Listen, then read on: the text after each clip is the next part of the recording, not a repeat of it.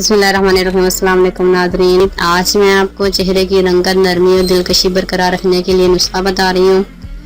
चेहरे की रंगत को निखारने और नरमी और दिलकशी बरकरार रखने के लिए एक अंडे को तोड़कर इसकी जर्दी किसी प्याले में अलग कर लें। फिर इसमें चाय के 2 चमचों के बराबर रोगने बादाम डालें। अगर आपकी जिल्द चिकनी है तो इसमें 18-20 कतरे नींबू का अर्क भी डाल लें। फिर सब चीज़ों को किसी चम्मच वगैरह से खूब मिलाएं। जर्दी का काफ़ी ऐसा झाग सा बन जाएगा। ये एक किस्म की घरेलू क्रीम तैयार हो गई है। अब इसे आहिस्ता आहिस्ता अपने चेहरे पर मलें और तकरीबन 10-12 मिनट तक लगा रहने दें। इसके बाद नीम गर्म पानी से चेहरा धो दें।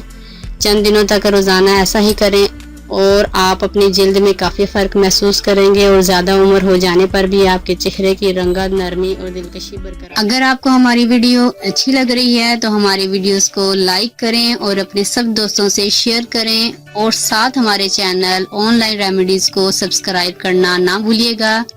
मिलती हूँ मैं आपको एक नई वीडियो के साथ, तब तक के लिए अल्लाह हाफिज़।